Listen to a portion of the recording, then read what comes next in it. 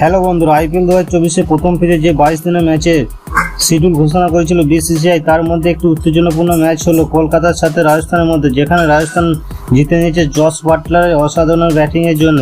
তো বন্ধুরা, কি হয়েছিল এই মহামুকাবলায় তার পুরো হাইলাইট দেখে নেব এই ভিডিওতে। কিন্তু তার আগে আপনি যদি আমার মতন রাজস্থান রয়্যালসের ফ্যান হয়ে থাকেন তাহলে অবশ্যই কমেন্টে জানাবেন, এবং ভিডিওটা ভালো লাগলে মন থেকে একটা লাইক করতে ভুলবেন না, এবং চ্যানেলে নতুন হয়ে থাকলে চ্যানেলটিকে সাবস্ক্রাইব করে পাশের বেল আইকনটা বাজিয়ে দিয়ে যাবেন। সব বন্ধুরা, আর দেরি না করে দেখিনি আইপিএল 2024-এর 31তম ম্যাচের সম্পূর্ণ হাইলাইট। রাজস্থান রয়্যালস টস জিতে ফিল্ডিং করার সিদ্ধান্ত নেয়। অপরদিকে কলকাতা নাইট রাইডার্স প্রথম ইনিংসে ব্যাট করতে নামে ক্রিস গেইল এবং সুনীল নারায়ণ দুজনেই ম্যাচটি ধরে খেলতে শুরু করে। আর শুরুর প্রথম দিকেই কলকাতা নাইট রাইডার্স ইন্দ্রপতন হয়, ক্রিস গেইল আউট হয়ে যায়।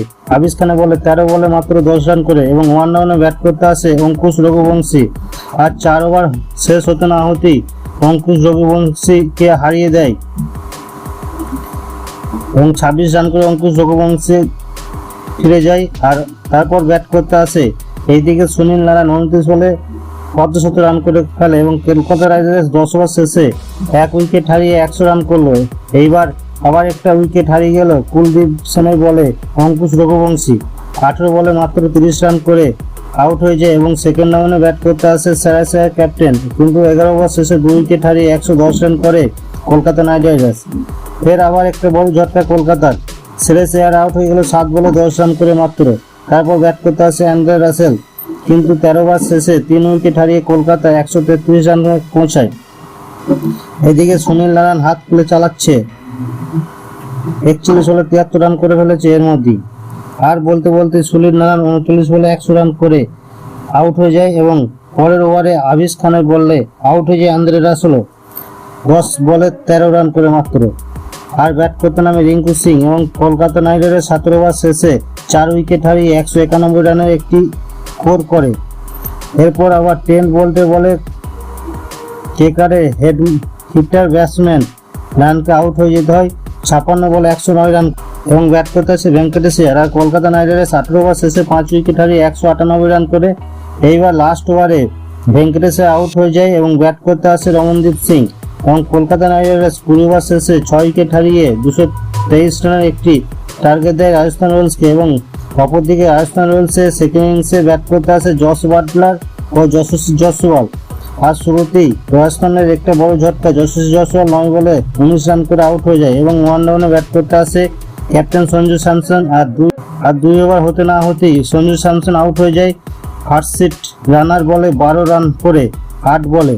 আর ব্যাট করতে আসে সেকেন্ড রাউন্ডে রিয়ান পরাগ। আর রাজস্থান রয়্যালসের পাওয়ার প্লেয়ার শেষেই 2 উইকেট হারিয়ে ফেলে রাজস্থান রয়্যালস 76 রান করে।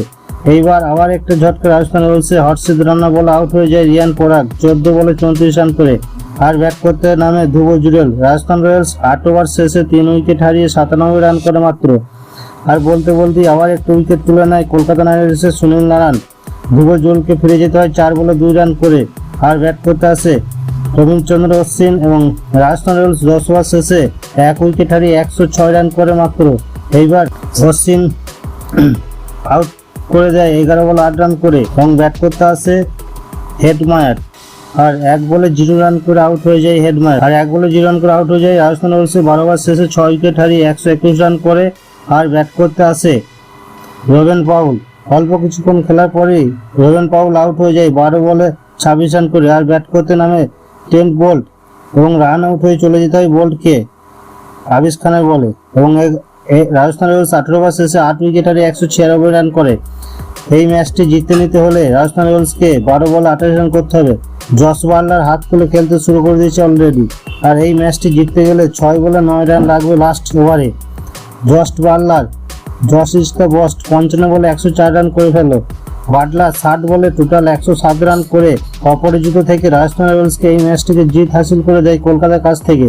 এবং 20 ওভার শেষে রাজস্থান রয়্যালস 20 ওভার শেষে 8 উইকেট হারিয়ে 224 রান করে এই ম্যাচটি জিতে নেয়, 2 উইকেটে বিজয় লাভ করে এবং কলকাতা নাইট রাইডার্স এই ম্যাচটি পরাজিত হয়ে যায়। সো বন্ধুরা, এই ছিল আজকের ভিডিওতে। দেখা হবে পরবর্তী ভিডিওতে। ভালো থাকবেন, সুস্থ থাকবেন, ধন্যবাদ।